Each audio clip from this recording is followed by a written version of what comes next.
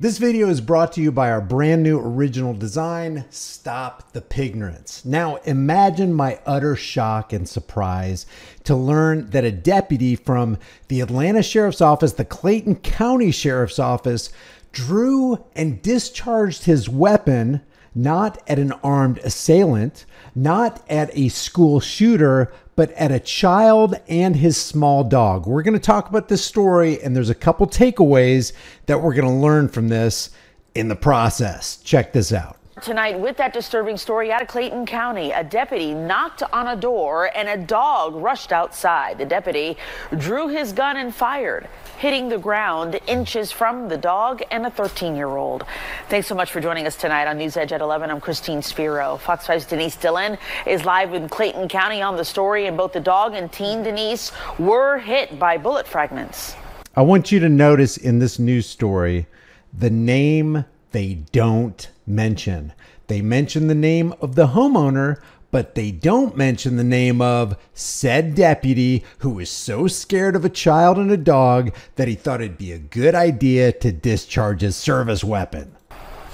Yeah, and that 13-year-old spent most of the afternoon and evening at the hospital being treated. I talked to his mom, who, of course, is extremely upset and worried about her son, and she can't understand the actions of the deputy. Who can? Who can? In this day and age of cops who say they have the most dangerous job in the world. Oh my gosh, if it wasn't for us, you wouldn't be safe and secure, acting like they're the biggest scaredy cats on the planet. She did not jump on the cop. She did not bite the cop. She did not bark at the cop. What if you would have killed my dog and my son? Malaysia Honeycutt gets angry and upset every time she thinks about what could have happened. Her 3 sons were home when a Clayton County Sheriff's deputy knocked on the door. Watch this, watch this. Clayton County Sheriff's Office. You see what he just did? Honeycutt's 13-year-old knocks on the door. 1 second later, tries to turn the doorknob, which is an attempted violation of the Fourth Amendment. Let's take a look at it again. Knock. 1 second later, trying to turn the doorknob. Who do you think you are, dude? We don't even have this guy's name. He attempted to violate the Fourth Amendment rights of an American who's supposed to be secure in his person, houses, papers, and effects. And here's this guy going out of his way to try to make them insecure in their house. Honeycutt's 13-year-old son opened the door. Their dog ran out. The deputy starts shouting, pulls out his gun, and fires. Clayton County Sheriff's Office. Get your dog. Look at this. Let's just freeze this right here. This could have ended really, really bad for that kid. This could have ended really, really bad for that dog. And if not for just stupid luck, somebody could have died. What? Get your dog. The teen grabs his dog and goes back inside. Get your dog. Get your balls. Get your testosterone. Be a man. Don't be so scared. You can hear the deputy ask if he's okay. Y'all all right? No thanks to you. Okay? A few minutes later, this video shows the teen limping as he walks across the porch. What happened? Oh, you just got fragments. Come on. Oh, Honeycutt. You just got fragments. That's all it is. Yeah, we just got fragments. If you thought your day was bad, wait till the cops show up. We're going to learn some lessons here. Raced home from work the moment her son called her. There were several patrol cars out front. She saw the gouge in the concrete by her front door where the bullet hit. So you have several other tools on that belt besides a gun to defend yourself. All I can think of, what if his aim wasn't that good? Honeycutt took her son to the hospital where she says x-rays. Well, that's the thing. The reason your son isn't dead and the reason the dog isn't dead is because his aim isn't so good. Showed the bullet fragments. Thank God. The dog Coco has a graze on her knee and a fragment in her abdomen. If you're that scared as a cop of a dog and you open fire on the dog and the child, you might not need to be an officer. Honeycutt says her son is extremely shaken up, and so is she. Of course. It makes me sad to even think about it, because what if that bullet went a little higher? I would not have a son. Yep. Yeah, the deputy was here to serve eviction papers. We contacted the sheriff's office for an interview or even a statement about what happened.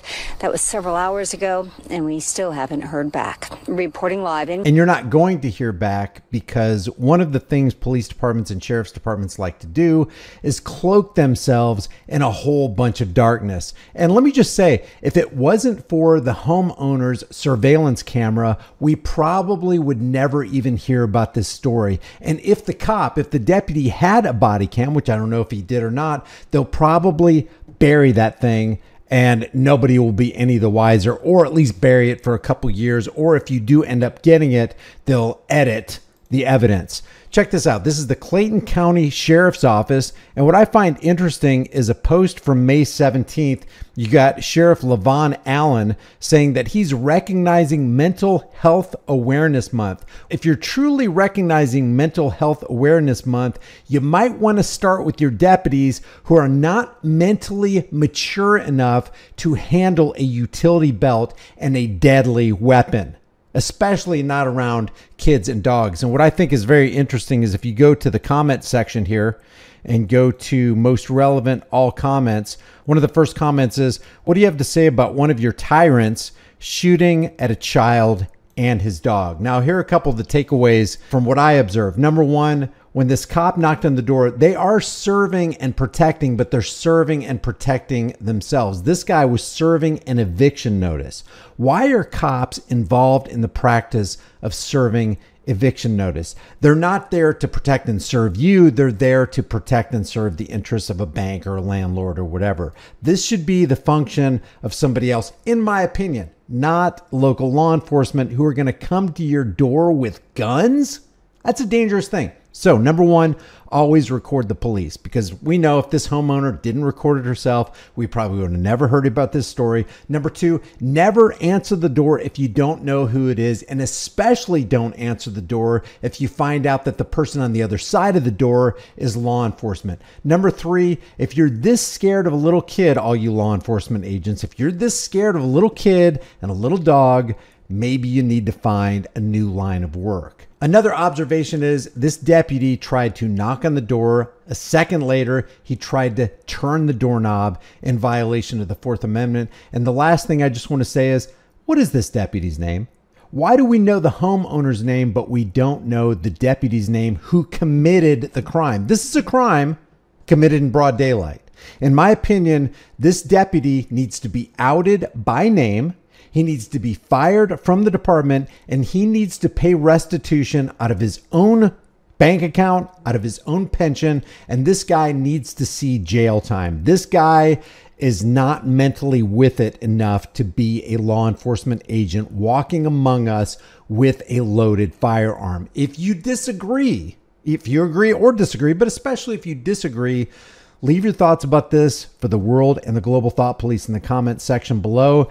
And I'll try to get some updates if this Fox 5 Atlanta gets a call back from the Clayton County Sheriff's Department and the Clayton County Sheriff actually decides to respond and conduct a little press briefing. We'll go ahead and cover that if we're made aware of it. If you like these commentary videos, maybe you'll like some of my others. Don't forget to subscribe to the channel, hit the bell notification icon, give it a thumbs up, share it with everybody you know. Don't forget to subscribe to my email list through my website, highimpactflix.com. If you want to support the channel further, grab a hard-hitting conversation starting design from the store, become a channel member, but more importantly, know what your rights are and walk in your rights. If you don't exercise your rights, you will lose them. Always record the police and never answer the door, especially if it's the police. I'll see you in the next video.